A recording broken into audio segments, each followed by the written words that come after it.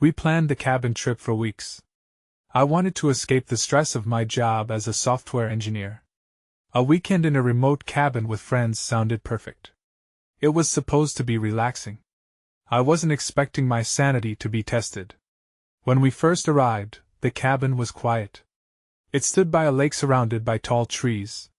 The smell of pine filled the air. The wooden floors creaked under our feet. Everything felt peaceful at first, but that changed by evening. After dinner, I heard soft thumps coming from the attic. I thought it was the cabin settling. Then I heard whispers too. I looked at my friends. We shared uneasy glances. I joked about it to lighten the mood, but inside, I was not laughing. The next day, we explored the area. I noticed strange symbols carved into the trees. They felt wrong somehow, but I didn't say anything. My friends were busy joking around. I overheard Sarah mention a dream she had about a shadowy figure. It sent a chill down my spine. I had a similar dream that night. I brushed it off. Maybe it was just a coincidence. That night, we sat around the fire trying to shake off the strange feeling. The thumps returned. So did the whispers. I tried to convince everyone it was just the wind. But I wasn't sure. Then Mark said he'd check it out. I didn't think he would go alone, but he did. We waited, nervously joking until an hour passed. Then we started to worry. I rushed to the attic door with a few friends, our hearts racing. We called for Mark, but only silence answered. Hours later, we found a note on the floor where he had been sleeping. It read, "I see the Watcher in the woods." My hands began to shake. We searched everywhere for him, calling his name. I lost track of time. No one found a trace. The next morning, we left without Mark. My heart felt heavy as we walked away from the cabin. The path seemed endless, my mind racing. When we reached the road, I couldn't shake the feeling of being watched. I turned around, but nothing was there. Just trees and shadows. I hoped it was all a nightmare. I kept asking myself what really happened that weekend. Was it real? Did we imagine the whispers and the strange symbols? I wanted to believe it was all in our heads. But deep down, I felt something. As I sat at home, I realized the unease hadn't left me. I kept thinking about Mark. What happened to him? Did he see something? I didn't know. Weeks passed, but the feeling stayed with me. I didn't want to think about the cabin. I didn't want to think about the Watcher. Every rustle in the trees made me jump. Every shadow seemed to follow me. I thought about my friends, about the trip. Something may still be out there, watching. I just don't know what it is, or if it's watching me now. The cabin trip wasn't just a getaway. It was something else. And I don't think I'll ever forget it. The weeks dragged on, but the discomfort grew. I tried to shake it off, but reminders of that weekend seeped into my daily routine. I found myself staring into the forest outside my apartment. The branches swayed, casting eerie shadows on the ground. I wished I could forget about Mark. I wished I could forget the whispers. One day, while I was having lunch at a cafe, I ran into Sarah. She looked as haunted as I felt. We exchanged nervous glances before she asked, "Have you thought about going back?" The question caught me off guard. Part of me wanted answers. Another part just wanted to move on. "No. I don't think I can," I replied. She pushed her plate away and leaned closer. "I can't stop thinking about what happened. I keep seeing those symbols in my mind." I felt my heart race. "Symbols? What do you mean?" "Those trees. I looked them up online afterward. They're related to an old legend about protecting the forest. They say if you don't heed the warning of the Watcher, you're cursed." I laughed nervously, but deep down, I understood the gravity of her words. "That's just a story," I said, but it felt hollow. It was the same thing I told myself about the whispers. We decided to meet up with the others. Maybe if we talked it out, it would help. I called Liz and Tom, and soon we gathered at Sarah's apartment. Every face held a mix of fear and confusion. "I've been having these dreams," Liz said, her voice trembling. "I see a figure standing in the trees. I can't move, but I know it's watching me. Tom looked uneasy. It's messed up. I haven't slept well since we left that place. I keep hearing things. It's like someone's whispering my name. The air became thick with uncertainty. I found myself glancing at the window, half expecting to see a shadow peering in. It was hard to focus on what they were saying. Everyone's fear just fueled mine. Then Sarah pulled out her phone. I found something else, she said, tapping the screen. Mark's note. Look at the back. We leaned in closer, and my stomach dropped.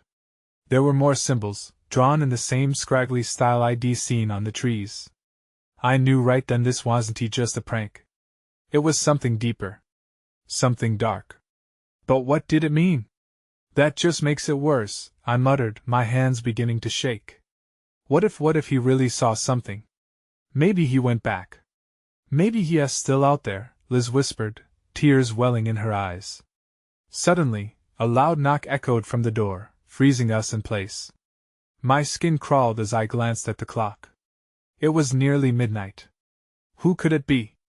We all exchanged worried looks. I felt the urge to hide, but curiosity froze my feet. I'll check, I said, forcing myself to walk toward the sound. I opened the door slowly, my heart pounding.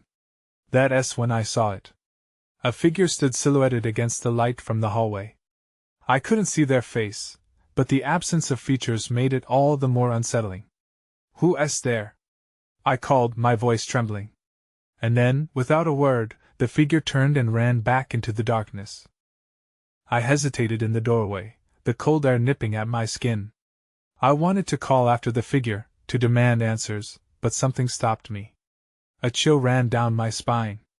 Instead, I stepped outside, scanning the dark hallway. Did you see anyone? Liz asked from behind me, her voice tight with fear. No, it just vanished, I said, heart racing even faster now. We all crowded at the door, peering into the shadows. I half expected something to leap out at us. What if it's connected to Tom began, but I cut him off before he could finish. Let us not jump to conclusions. But deep down, I knew the truth. Whatever had been haunting us was no longer just an echo in our minds. It had come to life. Maybe we should call the police, Sarah suggested, her voice shaking. About what? A shadow? I snapped, biting back my own fear. They'll think we're crazy. We can't just do nothing, Liz argued, her eyes wide. Okay, I said, taking a deep breath. Let us go back inside and figure this out.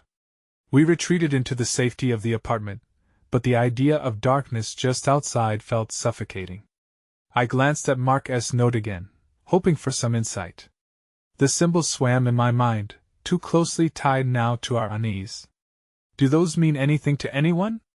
Tom asked, pointing at the screen. Maybe, Sarah said slowly. But I need more time to think. Just then, there was another knock, this time on the window. We all jumped, and I turned to see a figure, indistinguishable in the dim light. I kicked into action, hurrying to the window to pull back the blind. Nothing. The window was empty, the only sound the soft rustle of tree branches swaying in the wind. Breathing heavily, I forced myself to stay calm. Guys, it's just the wind. Just the wind? Liz echoed, her voice edged with disbelief. That was a person. As I spoke, a creeping thought settled in my mind. What if this was all part of something bigger? The nightmares, the whispers, they all pointed somewhere, and we were walking in blind. I think we need to go back, I said, my voice barely above a whisper. What? Are you insane? Tom shot back, eyes wide with alarm. I'm serious. If Mark is out there, if he saw something, we need to know what it is. Liz shook her head. More like we need to stay away from it. As we argued, the room felt heavier. The air was dense with dread. I could almost hear those whispers again, tugging at the corners of my mind. Suddenly, a loud crash interrupted our exchange, followed by a series of frantic thumps from the hallway. My heart leaped into my throat. What was that? Without thinking, I darted toward the sound. The others were right behind me, our fear guiding our actions more than our minds. When we reached the hallway, We found the door to the basement swung wide open. I hesitated. Shadows clawed at my thoughts, and I suddenly felt like the figure from before had returned, waiting just for us. Should we? Sarah breathed, her face pale. Before I could answer, something moved inside the darkness of the basement. A low, almost guttural sound echoed up, making my stomach drop. The urge to run surged through me, but I was frozen in place. Then a shape lurched, crashing into the wall, and I knew we had crossed into something we might never escape. It was time to confront whatever had been waiting for us. I took a cautious step toward the basement door, my pulse hammering in my ears.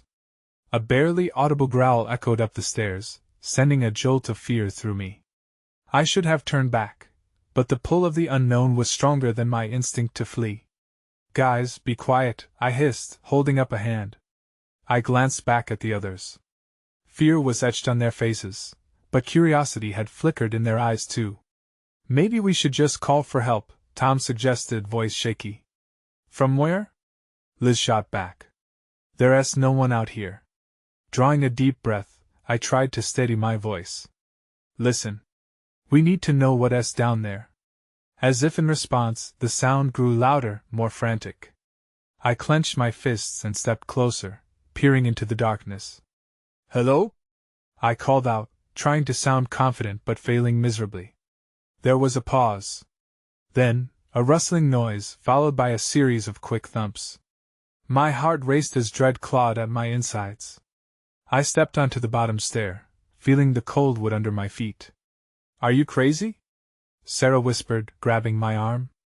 A part of me wanted to pull away, to tell her to let go, but her grip anchored me, and I hesitated. We need a flashlight, I said, barely above a whisper. Tom fumbled in his pocket and produced a crumpled flashlight. This thing barely works. It's better than nothing, I replied, taking it from him. I switched it on, the beam flickering to life. The light cut through the darkness as I slowly descended the stairs.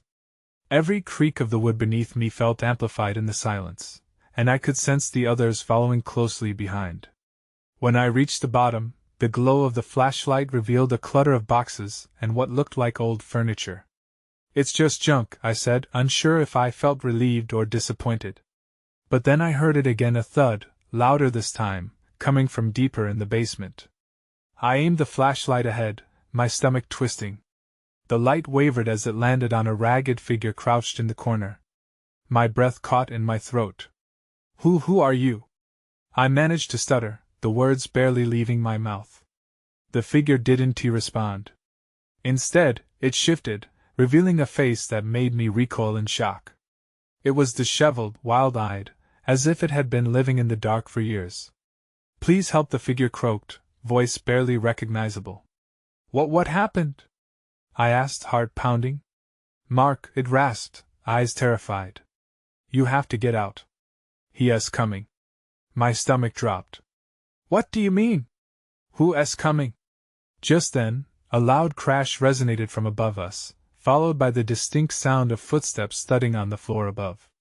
The figure's eyes widened in sheer terror. Run! It screamed. Before I could react, I felt the world tilt on its axis.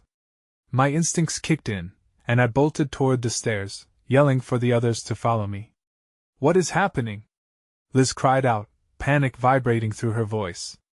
I didn't have the answer. But somewhere in my gut, I knew we were not alone, and something was hunting us. I reached the stairs and fumbled, nearly losing my grip on the flashlight. My heart raced as I scrambled upwards, yelling for the others to hurry. Come on! We need to go! The footsteps continued, heavy and relentless from above. I burst through the basement door, nearly crashing into Tom, who was frozen in place. What are you doing? Move! I shouted. Before he could respond, a loud bang echoed behind us, and we all flinched, practically falling over one another as we sprinted through the narrow hallway toward the front door. Is anyone there? A voice called out from the dark living room. My breath caught again. I recognized that voice. It was Mark's. The brother who went missing 2 years ago. Mark? I called hesitantly. The uncertainty churned in my stomach. Was it really him? Help! I'm in here! He yelled again, desperation lacing his words. A flicker of hope lit up my chest, but it was quickly crushed when I remembered the creature in the basement, warning us. I looked at the others, and I knew we couldn't get distracted. We can't, I whispered urgently. He asked not himself. Are you sure? Liz asked, her eyes wide. What if it really is him? We can't just leave him there. Did you see the other guy? It's dangerous. Suddenly, the door to the basement slammed shut with a force that rattled the walls. The sound sent waves of cold dread washing over us. I turned back to the living area, where shadows loomed larger now. The dim light from the lamp flickered and died, enveloping us in darkness. We need to get out of here, Sarah insisted, panic flooding her voice. I started for the front door, but it wouldn't budge. It's locked, I shouted, pulling at the handle frantically. Just then, I heard a whisper, too faint to decipher but sharp with urgency. I scanned the room, my flashlight beam trembling as it illuminated the corners. I don't care what it takes. We have to leave. Then, out of the corner of my eye, I caught movement. Something shifted behind the furniture, thick and dark. My heart raced as I pointed the flashlight toward it.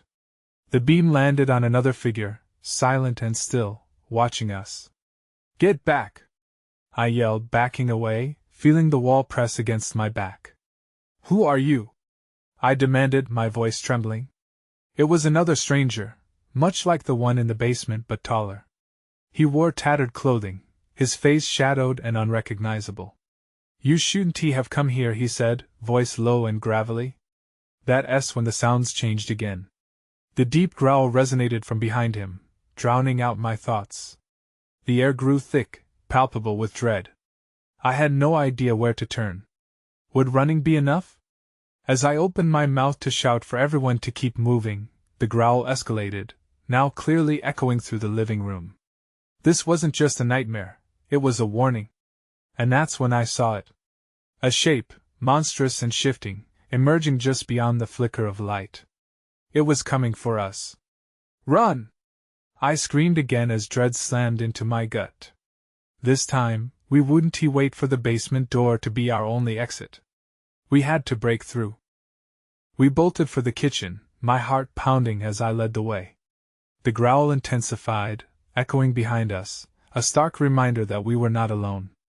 I could feel the oppressive darkness closing in, suffocating any rational thought. This way! I shouted, motioning toward the back door. What if it's locked?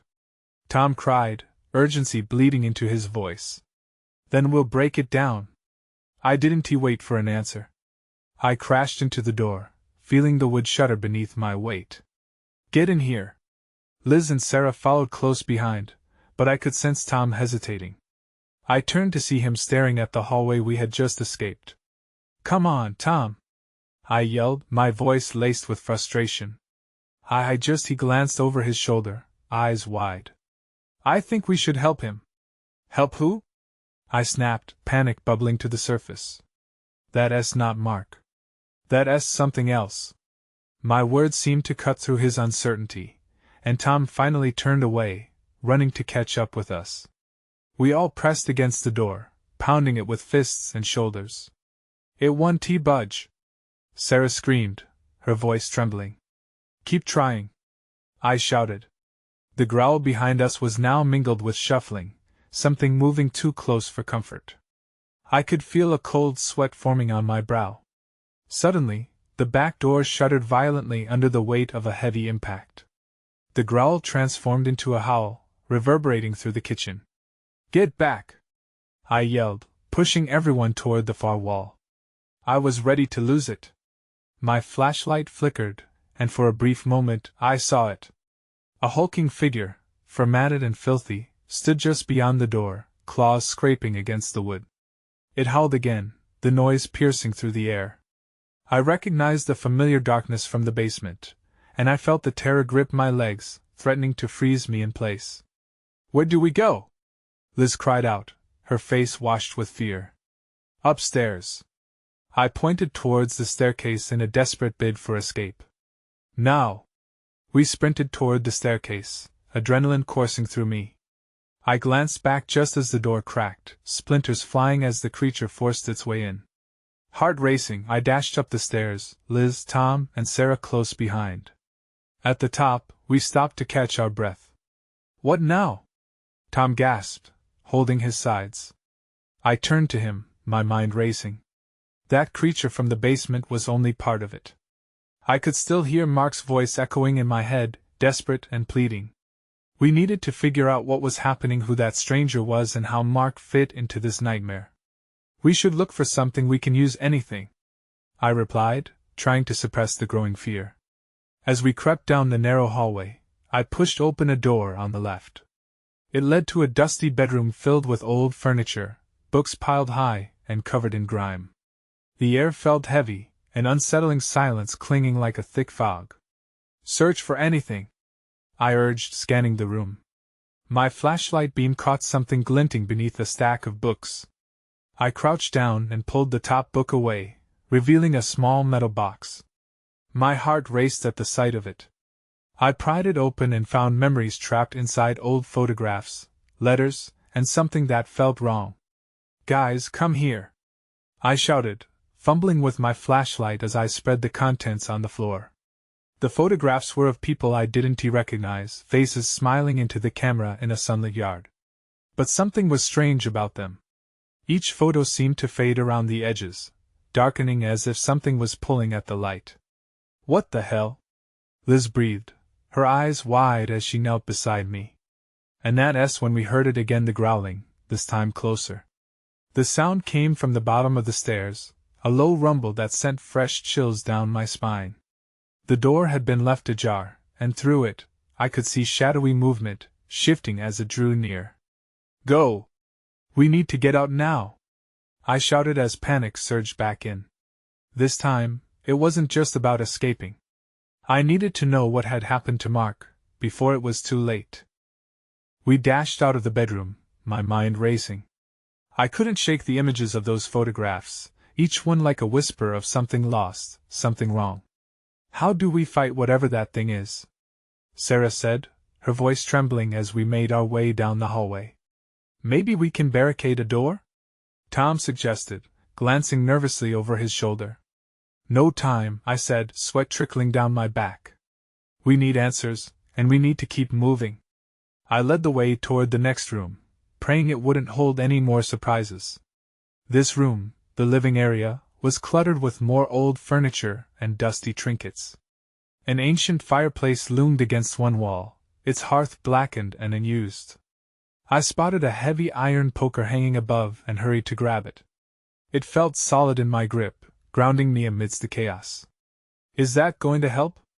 Liz asked, her eyes darting around the room as if expecting the creature to leap out from behind the sofa. It's better than nothing, I replied. I felt a surge of determination as I glanced at her. If it comes to that, we'll do what we have to. We moved toward the large window framed by moth-eaten curtains. I could feel the creature growing bolder. The growling had morphed into something more aggressive, gnashing and scratching, as if it were eager to break through. It's only a matter of time before it finds us, Tom said, panic creeping back into his voice. Let us check the other rooms, I urged, gripping the poker tightly. I didn't understand why I was so calm now, but it felt like I was being propelled by a mix of fear and sheer will. There has to be a way to get out of here or to understand what is happening. We swept through another door leading to a small bathroom. The air was thick with mildew, but stacked against the far wall was an old wooden cabinet. Help me with this, I called, drawing their attention. We pulled at the doors, and it creaked open, revealing a few rusted tools and cleaning supplies, nothing useful. Then movement caught my attention out of the corner of my eye. I turned, flashlight beam landing on something that hadn't been there before. A shadow flickered in the empty space behind the bathroom door. My heart skipped. Did you see that? I whispered, my voice barely an exhale. What? Sarah asked, squinting into the dark, but I was already moving, stepping cautiously towards the door. I was drawn to it, curiosity battling with fear. I could feel the tension in the air, thick and electric. When I reached the door, I paused, taking a deep breath. Somewhere in my gut, I knew something was wrong. I pressed my ear against the wooden surface, listening intently. The growl grew louder and more frantic, almost as if it was warning me. "Don't open it," Liz hissed, her voice rising an octave in panic. But I hesitated. Something felt off, and I needed to see. Ignoring her warning, I twisted the knob and opened it wide. What lay there sent every hair on my body on end. A large, black curtain was draped across what seemed to be an empty closet, but behind it, I caught a glimpse of something flickering. When I saw it, I gasped. It wasn't just a closet. It was a hidden space, and inside it was a mirror strangely polished and out of place. As I stepped closer, I could see figures moving in the reflection, distorted and unfamiliar. "Guys, you need to see this," I called out, but as the words left my mouth, the growling erupted into a deafening roar. All at once, I felt the floor shake beneath us. "Look out!" Tom shouted, pushing me aside just as the door to the bathroom exploded inward. The creature lunged through, fangs bared and eyes ember-glowing. Everything went black. I woke up sprawled on the floor. My head throbbed, and it took a moment for everything to come back into focus. The growling had stopped, replaced by an eerie silence. Pushing myself up, I saw Tom, Sarah, and Liz just a few feet away, looking as dazed as I felt. "What happened?" I croaked, voice hoarse. "Are we still alive?" Sarah whispered, eyes wide with panic. "I think so," I replied, trying to shake off the fog. But as I scanned the room, dread crept back in. The creature was gone, but the air felt heavy, suffocating. The moment we opened that door, I knew we had crossed the line. "We need to move," I said, my voice steadier now. "Whatever that thing was, it's still here." Tom stood first. "Where do we go?" "Back to the living room," I suggested. "We can regroup and plan." As we made our way back, I couldn't shake the feeling that the mirror held some secret. But there was no time for that now. We skirted around the debris and stepped into the room that felt oddly familiar after the chaos.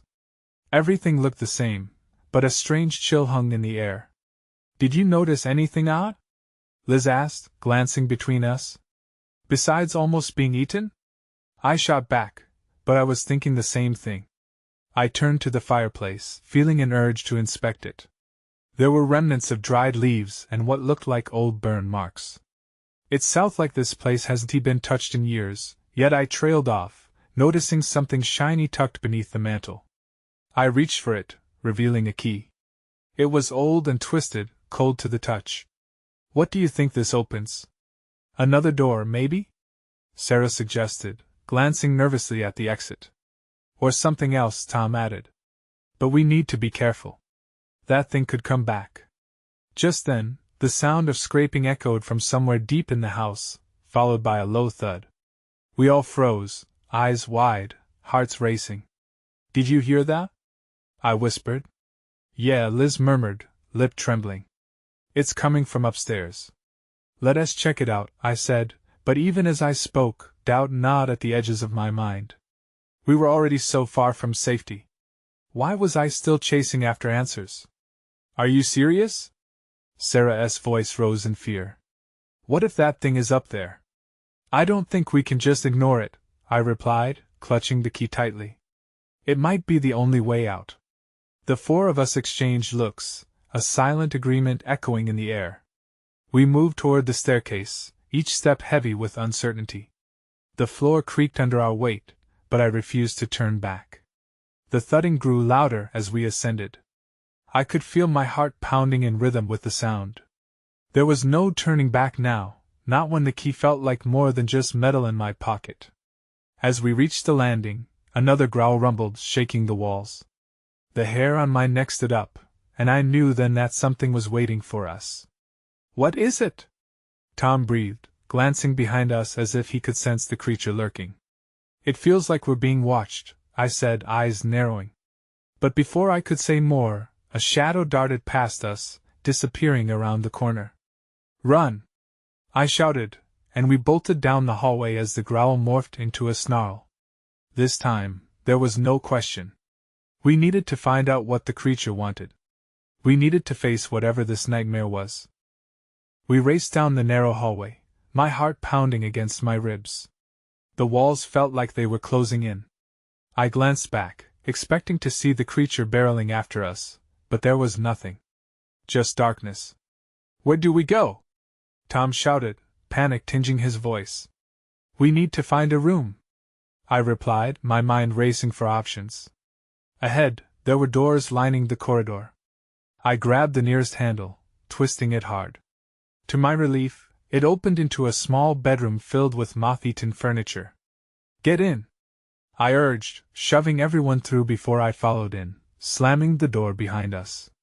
Breathless, we leaned against the door, listening as the growl seemed to echo in the distance, a haunting reminder of the danger lurking nearby. It was quieter here, but that didn't mean we were safe. "What now?" Liz whispered, her voice barely above a murmur. I scanned the room, looking for anything we could use. The moonlight filtered through the dirty window, illuminating dust motes in the air. In one corner, a dresser stood, its surface littered with old photographs and a cracked mirror. "There might be something in here," I said, moving toward it. As I sifted through the photos, one caught my eye. It was a picture of a family, smiling in front of the cabin. At first, it seemed like any ordinary snapshot, but something was off. The faces were blurred, as if something had tried to obscure them. "Hey, look at this," I called to the others. "What is it?" Sarah asked, peeking over my shoulder. "Can you see how weird this is?" It's almost like I trailed off, a chill crawling up my spine. Like they didn't want to be recognized. "Maybe they were trying to hide from whatever is here," Tom said. That thought sent shivers through me. What if they faced the same thing we have? Just then, a loud crash came from the door, rattling the frame. "It's trying to get in," I shouted, urgency lacing my voice. Frantic, I rifled through the dresser drawers but found only clothes and scraps of paper. "What about the key?" Liz proposed, glancing at my hand where it was still clenched tightly. "I don't know what it opens yet," I replied, panic threatening to seep into my voice. "But it could be our only hope." A terrible roar echoed outside, and then the growling resumed, this time louder. I could almost feel the vibrations in my bones. "We have to leave now," I yelled, adrenaline coursing through me. I turned, yanking the door open, ready to fight whatever awaited us. But there was nothing. The hallway was empty, as if our pursuer had vanished into thin air. Tom looked at me, breath shaky. "Which way?" That S when I noticed it, a faint light coming from another room at the end of the hall. "That way!" I shouted, and we sprinted toward it, our shadows racing along the walls. We reached the door, and I paused, hand hovering over the knob. What if it's a trap? I thought aloud. "Only one way to find out," Tom said, determination in his voice. I turned the knob and stepped inside. The room was bathed in pale light, but I quickly realized it wasn't from a lamp. A shimmering portal hung in the air, pulsating softly. "That's new," Sarah gasped, eyes wide. I hesitated. We had chased something unknown for so long, but now we stood on the edge of something even more disturbing. "Do we go through?" Liz asked, the uncertainty palpable. Then something shifted behind us, and I turned to see a shadow creeping from the hallway. Whatever it was coming fast. "This is it!" I shouted, heart racing. I took a step forward, but what lay ahead filled me with dread. What if we stepped into it and vanished forever? But the growl grew louder. We had no choice. I grabbed Liz's hand, and together we stepped through the portal. Then everything went dark. I gasped as I fell onto the cold ground, disoriented. The air around me felt strange, electric. I blinked against the brightness, the abrupt shift from darkness to a glaring morning sun blinding me. I wasn't at the cabin anymore. I was in the woods. The trees towered overhead, their leaves rustling in the breeze, and all around, there was nothing but silence. "Where are we?" Sarah's voice came, shaky as she stumbled beside me. I pushed myself up, trying to shake off the confusion. The portal behind us shimmered briefly before fading away entirely, leaving us alone in the clearing. I think we made it out," I said, glancing back at the spot where the portal had been. But part of me didn't feel relief, just an overwhelming sense of dread. "What about the others? What about Mark?" Tom's voice was laced with worry, and the truth of it hit me hard. Mark was still missing. My heart sank. "We have to look for him," Liz cried, panic flooding her features as we gathered ourselves. "But where?" I replied, holding out my hands defensively. "We just escaped from whatever that was. This could just be a pause." Caught in the balance of fear and resolve, we turned our attention to the woods around us. An ancient path wound its way through the trees, barely visible. "This might lead somewhere," I proposed hesitantly. "Maybe it leads to the cabin or to safety." With a collective nod, we ventured into the forest, each step weighted with uncertainty. The quiet felt oppressive, choking out the once familiar sounds of the world. As we walked, the branches overhead twisted and tangled, and shadows danced just out of reach. Memories of whispered warnings and the creature-esque growl clung to me like cobwebs. I could still feel the weight of the symbols in my mind, a reminder that danger was never truly behind us. "Look!" Sarah exclaimed suddenly. She pointed ahead, where the remnants of a sighing old homestead peered through the trees shrouded in mist. Without saying a word, we moved closer, apprehensive but curious. "This was a house?" Tom murmured, the edges of his voice barely above a whisper. The structure loomed, dilapidated yet strangely alluring. "What if the portal was connected to this place?" Liz suggested, her eyes scanning the rotting wood and peeling paint. "Or what if it's just another trap?" I replied sharply, but something felt different. The lingering sense of being watched had faded, or had it? As we approached, the air grew colder, charging with an unseen energy. A sudden rustle in the bushes snapped our focus and made us jump. "Did you hear that?" Liz asked, her voice a frantic whisper. "Yeah, I did. But it could just be the bushes parted, revealing a figure lurking within, and my heart raced. "Mark?" I called, desperate for a glimpse of my friend. He sounded different, throat hoarse as he stepped into view. His clothes were tattered, dirt smudged across his face. "You shouldn't have come back." I felt a shudder course through my body. Why didn't he seem surprised to see us? "What do you mean?" I took a cautious step forward. "We thought we lost you. We had to find you." Mark hesitated, eyes darting knowingly, almost haunted. "You don't understand. There's a reason that place is cursed." Sarah stepped up beside me, concern etching her features. "Cursed? What happened?" He turned to face us fully, and for the first time, I noticed a glint of something dark in his eyes. "We're marked now. It's watching, it knows." The weight of his words pressed down on me, and I felt the old tension rise again, the whispers, the shadows, everything we had run from. "Then we need to go," I said, heart racing. "Back to the car. We can still get away." But as we moved to leave, I caught a glimpse of movement behind Mark. A shadow, thick and shifting, began to stretch across the clearing. The air crackled once more with that same tension. "No!" Mark shouted, raising an arm as if to shield us. "Don't look for safety. It'll catch you again." Just then, darkness enveloped the grove. The shadow loomed larger, consuming the sunlight, and my heart dropped as uncertainty washed over me. I turned to run. My friends close behind the forest swallowed our screams. I could hear whispers, indistinct but familiar, in the shadows, lingering and waiting. As we fled through the trees once more, I didn't know if we were escaping or if we were racing deeper into a trap. The pull of the Watcher tugged at me still, weaving a web around our fates. And as we broke into a sprint for our lives, questions battered my mind. Had we escaped, or had we merely lingered in its clutches? I didn't know. I kept running, but the echoes of the cabin of the whispers would stay with me wherever we found ourselves next.